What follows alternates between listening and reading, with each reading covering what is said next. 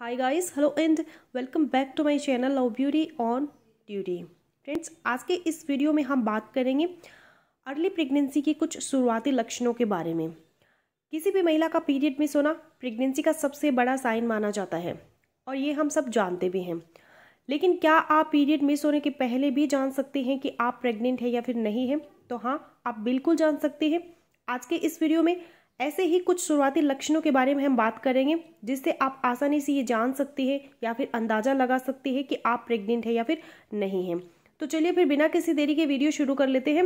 Video अगर आप लोगों को पसंद आ रहा है तो प्लीज़ वीडियो को लाइक शेयर और चैनल पर अगर आप पहली बार है तो प्लीज़ चैनल को भी बिना सब्सक्राइब किए मत जाइएगा। तो फ्रेंड्स, जब एक महिला का ओव्यूलेशन होता है यानी कि एक हेल्दी एग रिलीज होता है और अगर उसी दौरान आपने इंटरकोर्स किया है तो स्पर्म होते हैं वो बच्चेदानी के अंदर दाखिल हो जाते हैं और मूव करते हुए फैलोपियन ट्यूब में पहुंच जाते हैं एग के पास और उसको फर्टिलाइज कर देते हैं, जिसको हम फर्टिलाइजेशन कहते हैं। और वो फिर यहीं पर डिवाइड होते रहते हैं और एक छोटा सा जाइगोट बना लेते हैं।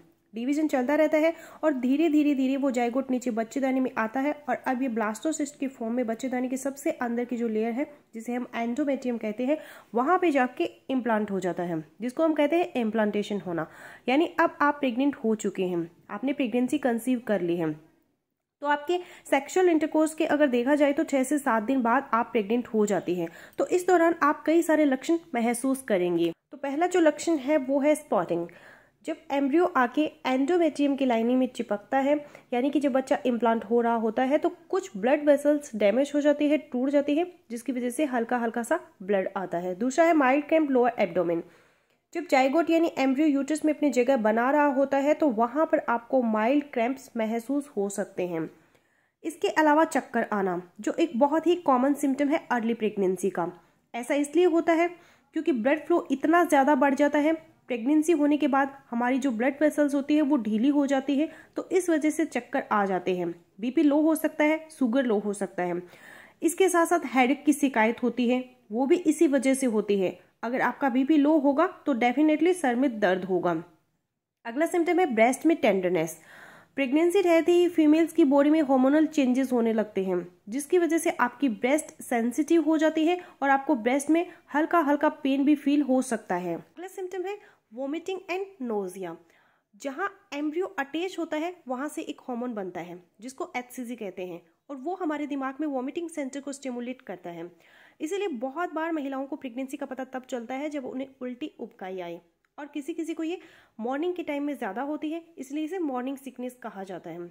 और बहुत से महिलाओं को पूरा दिन ही उल्टी और उबकाई है वो चलती रहती है।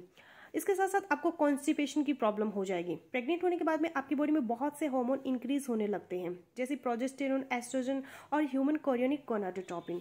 और जब ये हार्मोन आपके शरीर में तेजी से बढ़ने लगते हैं तो आपका डाइजेस्टिव सिस्टम है वो बिगड़ जाता है, जिससे आपको कॉन्स्टिपेशन की प्रॉब्लम होती है, अपच की प्रॉब्लम होती है और काफ़ी ज़्यादा गैस बनने लगते हैं। इसके साथ साथ आपको फूड क्रेविंग्स की प्रॉब्लम होगी, आपको कुछ चीज़ें खाने का मन करेगा और साथ ही खाना पकने की जो स्मेल है वो आपको बिल्कुल भी अच्छी नहीं लगेगी। इसके साथ साथ वोजाइनल डिस्चार्ज की मात्रा है वो भी बढ़ जाती है। जिस साइकिल के अंदर गर्भधारण होता है यानी आपकी प्रेगनेंसी रुकती है, उस साइकिल के अंदर जो व्हाइट डिस्चार्ज होता है वह बढ़ जाता है। ये व्हाइट डिस्चार्ज दूधिया, पानी जैसा, मिल्किश व्हाइट और कभी कभी स्टिकी व्हाइट भी हो सकता है। व्हाइट डिस्चार्ज प्रेगनेंसी का एक शुरुआती सिम्टम है, यानी कि जैसे ही इम्प्लांटेशन सक्सेसफुल होता है उसके 1 से 2 दिन बाद में ही व्हाइट डिस्चार्ज बढ़ने लग जाता है। ये व्हाइट डिस्चार्ज इसलिए बढ़ जाता है क्योंकि जब आपके हार्मोन्स में चेंजेस आते हैं तो इन हार्मोन्स में बदलाव के कारण जो वजाइनल एरिया का ब्लड सप्लाई है वो भी बढ़ जाता है, जिसके कारण ये डिस्चार्ज है वो बढ़ जाता है। अगला सिम्टम जो आपको अपनी बॉडी में देखने को मिलेगा वो है थकान।